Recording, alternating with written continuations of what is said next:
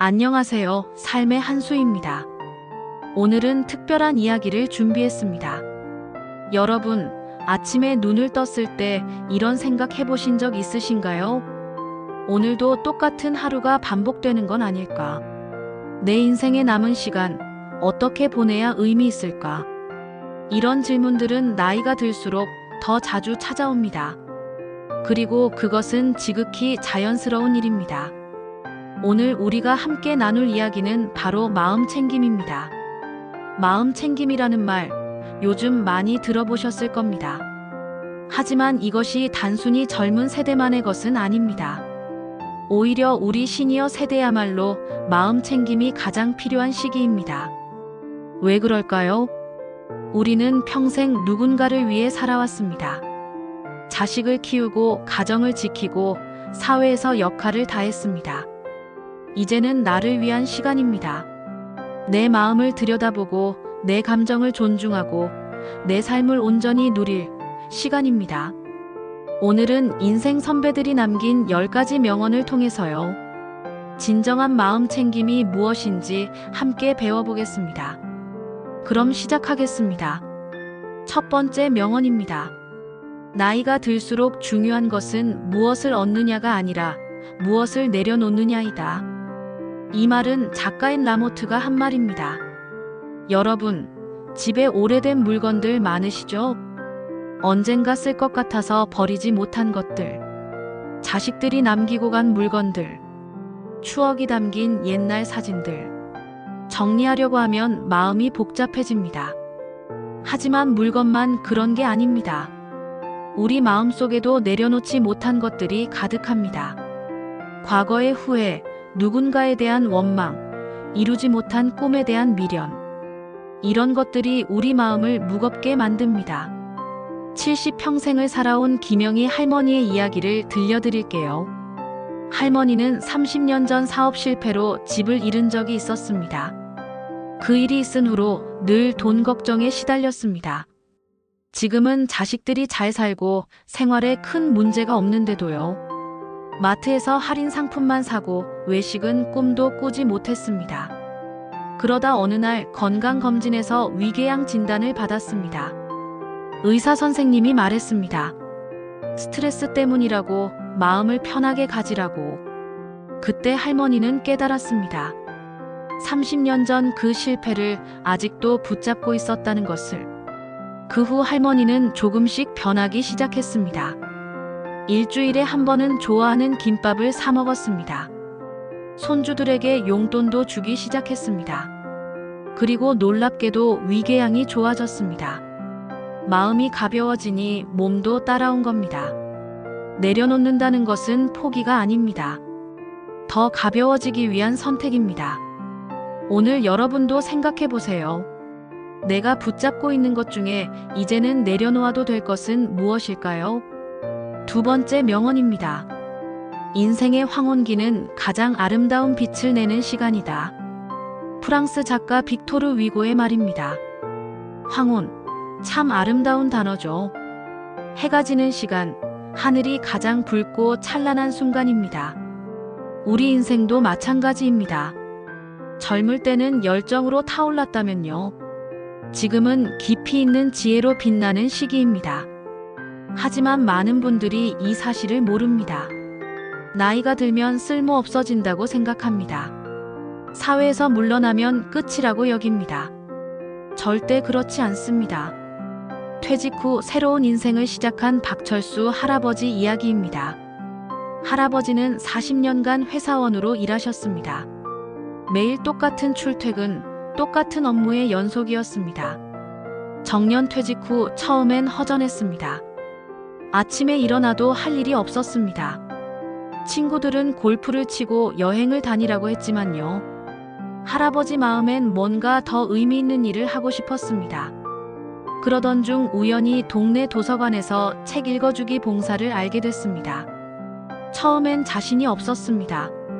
책을 읽어준다는 게 쉬운 일이 아니니까요. 하지만 용기를 내서 시작했습니다. 처음 책을 읽어줬을 때 아이들의 반짝이는 눈빛을 잊을 수가 없습니다. 할아버지의 낮고 따뜻한 목소리에 아이들이 집중했습니다. 책 속 이야기에 빠져드는 아이들을 보며 할아버지도 행복했습니다. 이제 3년째 봉사를 이어가고 있습니다. 아이들은 할아버지를 이야기 할아버지라고 부릅니다. 할아버지는 말합니다. 은퇴 후 이 일을 시작한 게 인생에서 가장 잘한 선택이라고. 여러분도 생각해 보세요. 내가 평생 쌓아온 경험과 지혜를 나눌 곳은 어디일까요? 황혼은 끝이 아니라 가장 아름다운 시작입니다. 세 번째 명언입니다. 과거는 바꿀 수 없지만 과거를 바라보는 시선은 바꿀 수 있다. 심리학자 칼 융의 말입니다. 우리는 살면서 많은 선택을 합니다. 그리고 그 선택들 중 후회되는 것도 있습니다. 그때 다른 선택을 했더라면 어땠을까? 만약 그 길로 갔더라면 지금 더 행복했을까? 이런 생각들이 마음을 괴롭힙니다. 하지만 과거는 절대 바꿀 수 없습니다. 우리가 바꿀 수 있는 건 오직 지금 이 순간뿐입니다. 그리고 과거를 어떻게 받아들일지 선택할 수 있습니다. 이혼을 경험한 최순자 할머니의 이야기입니다. 할머니는 50대에 남편과 이혼했습니다. 30년을 함께 살았지만 서로 너무 달랐습니다. 이혼 후 10년 동안 할머니는 후회 속에 살았습니다. 내가 조금만 더 참았더라면, 내가 조금만 더 이해했더라면, 결혼 생활이 실패했다는 생각에 자존감도 낮아졌습니다. 친구들 만나는 것도 꺼려졌습니다. 자식들에게 미안한 마음뿐이었습니다. 그러다 우연히 참여하게 된 글쓰기 모임에서 변화가 시작됐습니다. 자신의 이야기를 글로 쓰면서 새로운 시각을 갖게 됐습니다. 이혼이 실패가 아니라 새로운 선택이었다는 것을, 그 선택 덕분에 나를 찾을 수 있었다는 것을. 지금 할머니는 홀로 서기의 의미를 전하는 강연을 하십니다. 같은 아픔을 겪은 사람들에게 용기를 주고 계십니다. 할머니는 말합니다. 과거의 나를 용서하고 나니 미래가 보이기 시작했다고. 여러분도 용서하세요. 과거의 선택을, 그때의 나를, 그리고 상처 준 사람들을. 용서는 상대를 위한 게 아닙니다. 나를 자유롭게 하기 위한 선물입니다. 네 번째 명언입니다. 우리는 젊음을 잃어버린 게 아니라 지혜를 얻은 것이다. 작가 미치 앨범의 말입니다. 많은 분들이 나이 드는 걸 두려워합니다. 주름이 늘어나고 체력이 떨어지고 기억력이 약해집니다. 젊었을 때처럼 빨리 움직이지 못합니다. 하지만 우리가 잃은 것만큼 얻은 것도 많습니다.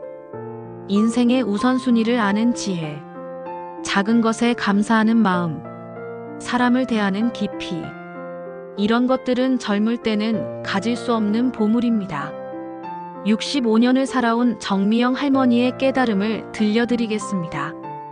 할머니는 젊었을 때 외모에 집착했습니다.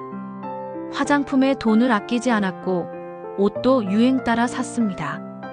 거울 보는 시간이 하루에 몇십 분이었습니다. 하지만 나이가 들면서 주름이 생기고 피부가 처졌습니다. 처음엔 받아들이기 힘들었습니다. 거울을 볼 때마다 우울해졌습니다.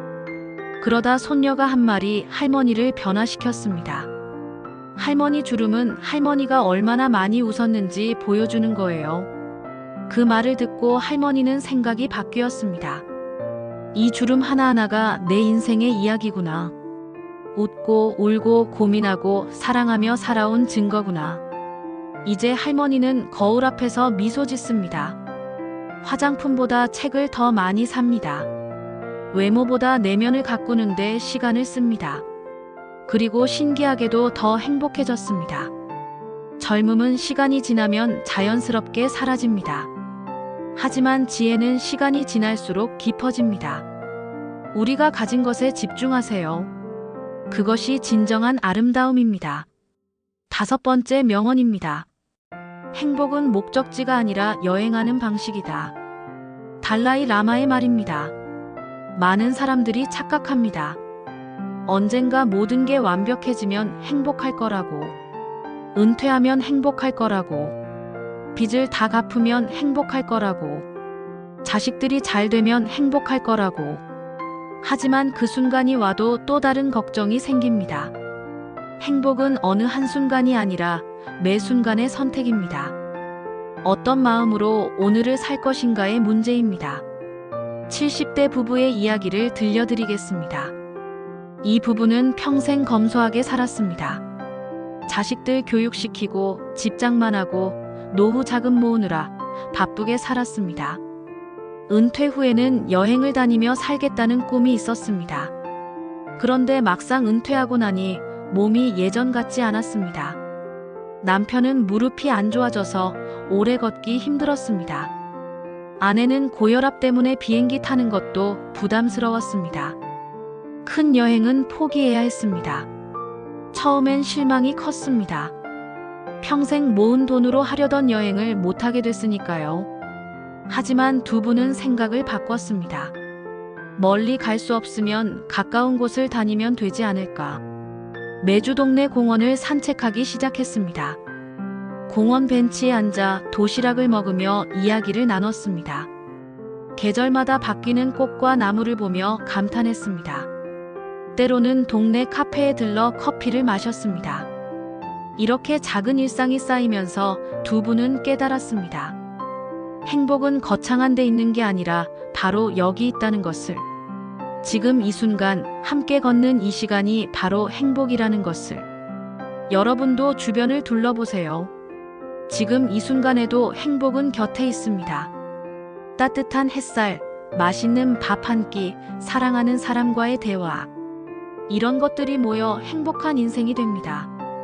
6번째 명언입니다. 나이가 들수록 시간은 빨리 가지만 그 가치는 더 커진다. 철학자 쇼펜하우어의 말입니다. 여러분, 요즘 시간이 정말 빨리 가지 않나요?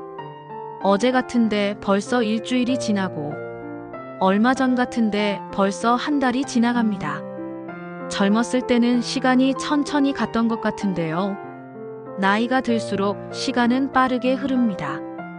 그렇기에 하루하루가 더 소중합니다. 낭비할 시간이 없습니다.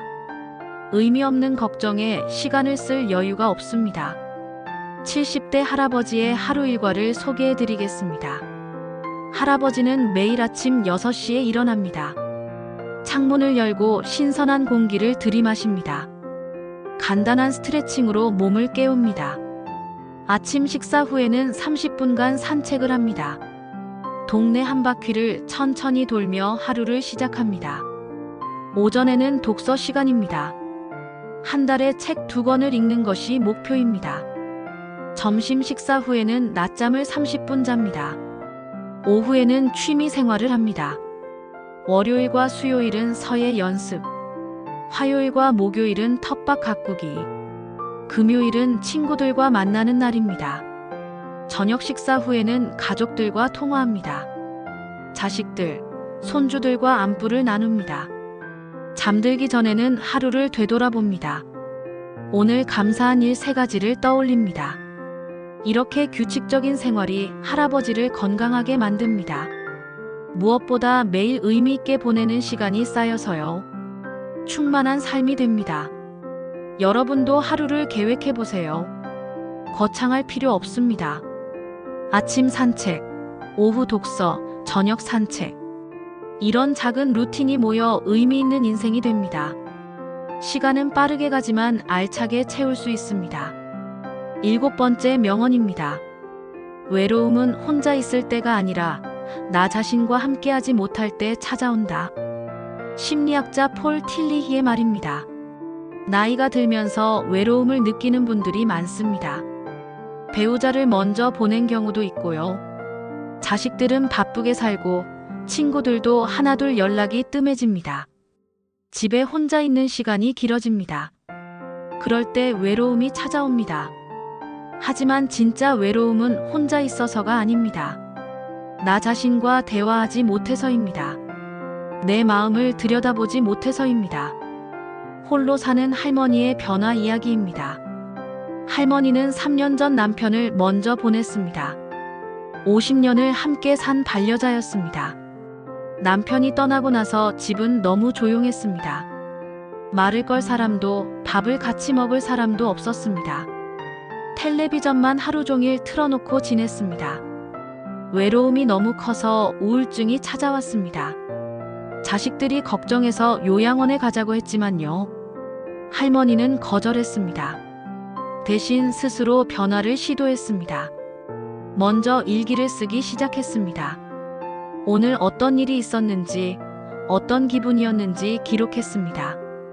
처음엔 쓸 말이 없었습니다. 하루 종일 집에만 있었으니까요. 그래서 밖에 나가기 시작했습니다. 동네 복지관에서 하는 노래교실에 등록했습니다. 처음 가는 날은 긴장됐지만요. 막상 가보니 비슷한 처지의 사람들이 많았습니다. 함께 노래 부르고 차 마시며 이야기 나누다 보니요. 마음이 한결 가벼워졌습니다. 집에 돌아와서도 배운 노래를 흥얼거렸습니다. 일기에도 쓸 이야기가 생겼습니다. 그렇게 조금씩 일상이 채워졌습니다. 외로움은 사라지지 않았지만 견딜만해졌습니다. 무엇보다 나 자신과 친해졌습니다. 혼자 있어도 괜찮다는 걸 알게 됐습니다. 여러분도 나 자신과 대화해보세요. 오늘 내 기분은 어떤지, 무엇이 좋았는지, 내일은 무엇을 할지. 이렇게 나를 돌보는 시간이 외로움을 이깁니다. 8번째 명언입니다. 건강은 젊었을 때는 당연하지만 늙어서는 선물이다. 작가 존 맥스웰의 말입니다. 젊을 때는 아무리 무리해도 금방 회복됐습니다. 밤을 새워도 술을 마셔도 아무렇지 않았습니다. 건강은 당연한 것이었습니다. 하지만 나이가 들면 다릅니다. 조금만 무리해도 며칠을 끌고 갑니다. 작은 병도 쉽게 낫지 않습니다. 그래서 건강은 이제 가장 큰 축복입니다. 건강을 되찾은 할아버지의 이야기입니다. 할아버지는 60대 초반까지 건강에 무심했습니다. 담배도 피우고 술도 자주 마셨습니다. 운동은 귀찮다며 하지 않았습니다. 그러다 65세에 당뇨병 진단을 받았습니다. 혈당이 너무 높아서 당장 관리를 시작해야 했습니다. 의사는 경고했습니다. 지금부터라도 생활 습관을 바꾸지 않으면 합병증이 온다고. 할아버지는 그제야 정신이 번쩍 들었습니다. 담배부터 끊었습니다. 40년간 피운 담배였지만 과감히 끊었습니다. 술도 끊었습니다. 친구들과 만나도 음료수만 마셨습니다. 식단도 완전히 바꿨습니다. 흰쌀밥 대신 잡곡밥을 먹었습니다. 기름진 고기 대신 생선과 채소를 늘렸습니다. 매일 아침 30분씩 걷기 시작했습니다. 처음엔 힘들었지만 점점 익숙해졌습니다. 한 달, 2달 지나면서 몸에 변화가 왔습니다. 혈당 수치가 조금씩 내려갔습니다. 체중도 줄었습니다. 무엇보다 몸이 가벼워졌습니다. 아침에 일어나는 게 힘들지 않았습니다. 이제 3년째 건강 관리를 하고 있습니다. 약은 먹지만 합병증 없이 잘 지내고 있습니다. 할아버지는 말합니다. 건강을 잃고 나서야 그 소중함을 알았다고. 하지만 늦지 않았다고. 지금이라도 관리하면 된다고. 여러분도 오늘부터 시작하세요. 작은 습관 하나가 건강을 지킵니다. 하루 30분 걷기, 물 많이 마시기, 규칙적인 식사. 이런 작은 실천이 모여 큰 변화를 만듭니다. 9번째 명언입니다. 가장 큰 유산은 돈이 아니라 함께한 시간과 나눈 사랑이다. 작가 레오 부스카글리아의 말입니다. 많은 어르신들이 자식들에게 미안해합니다. 더 많은 재산을 남겨주지 못해서, 더 좋은 집을 물려주지 못해서. 하지만 정말 중요한 건 돈이 아닙니다. 함께 보낸 시간, 나눈 사랑, 전해준 가르침입니다. 이것이 진짜 유산입니다. 손주들과 특별한 시간을 보내는 할머니 이야기입니다. 할머니는 경제적으로 넉넉하지 않습니다. 큰 선물을 사줄 형편이 되지 않습니다. 하지만 손주들은 할머니네 가는 걸 좋아합니다. 왜냐하면 할머니와 함께하는 시간이 특별하기 때문입니다. 할머니는 매주 토요일 오후를 손주들과 보냅니다. 함께 쿠키를 굽기도 하고요. 옛날 이야기를 들려주기도 합니다. 할머니가 어렸을 때 이야기, 엄마가 어렸을 때 이야기. 손주들은 이 시간을 너무 좋아합니다. 어느 날 손주가 학교 숙제로 가족 인터뷰를 해왔습니다. 가장 소중한 추억이 뭐냐는 질문에요. 할머니는 대답했습니다. 너희들과 함께 쿠키 만들던 토요일 오후. 손주도 똑같이 대답했습니다. 그 순간 할머니는 깨달았습니다. 비싼 선물보다 함께한 시간이 더 소중하다는 것을. 손주의 마음속에 남는 건 장난감이 아니라 추억이라는 것을. 몇 년 후 손주가 대학생이 됐습니다. 바빠서 자주 오지 못했지만요. 방학 때마다 꼭 할머니를 찾아왔습니다. 그리고 친구들에게 자랑했습니다. 우리 할머니가 세상에서 제일 좋다고. 할머니와 보낸 시간이 자신을 만들었다고. 여러분도 기억하세요. 자식들이, 손주들이 기억할 건 재산이 아닙니다. 함께 웃었던 순간, 따뜻했던 말 한마디입니다. 오늘 사랑하는 사람에게 전화하세요. 사랑한다고, 고맙다고 말해주세요. 그것이 가장 값진 선물입니다. 10번째, 마지막 명언입니다. 인생은 뒤돌아보면 이해되지만 앞을 보고 살아가야 한다. 철학자 키에르케고르의 말입니다. 우리는 과거를 돌아보며 많은 걸 배웁니다. 왜 그런 선택을 했는지, 왜 그렇게 됐는지 이해하게 됩니다. 하지만 삶은 앞으로 나아가야 합니다. 과거에 머물러서는 안 됩니다. 여든을 바라보는 할머니의 마지막 도전 이야기입니다. 할머니는 평생 남을 위해 살았습니다. 남편을 내조하고 자식을 키우고 손주를 돌봤습니다. 정작 자신을 위한 시간은 없었습니다. 젊었을 때 꿈꿨던 것들도 다 포기했습니다. 그림 그리기를 좋아했지만 붓을 놓은 지 50년이 넘었습니다. 자식들이 다 독립하고 손주들도 커서 이제 시간이 생겼습니다. 어느 날 할머니는 결심했습니다. 이제라도 내가 하고 싶은 걸 해보자. 75의 나이에 동네 문화센터 미술 수업에 등록했습니다. 처음 수업에 갔을 때 다들 놀랐습니다. 수강생 중 가장 나이가 많았으니까요. 하지만 할머니는 개의치 않았습니다. 젊은 사람들 사이에서 열심히 배웠습니다. 손이 떨려서 선이 삐뚤어졌지만 괜찮았습니다. 눈이 침침해서 색을 구별하기 힘들었지만 계속했습니다. 1년이 지나자 그림이 제법 됐습니다. 2년째 되던 해에는 문화센터 전시회에도 참여했습니다. 할머니의 그림을 본 사람들이 감탄했습니다. 이 나이에 새로 시작한 거라고 하니 더 놀라워했습니다. 지금 할머니는 말합니다. 나이는 숫자일 뿐이라고. 하고 싶은 게 있으면 지금 시작하라고. 내일은 오늘보다 더 늙지만요. 오늘은 앞으로 남은 인생 중 가장 젊은 날이라고. 여러분, 아직 늦지 않았습니다. 시작하고 싶은 게 있나요? 배우고 싶은 게 있나요? 오늘부터 시작하세요. 한 걸음씩 나아가다 보면 어느새 목표에 도달해 있을 겁니다.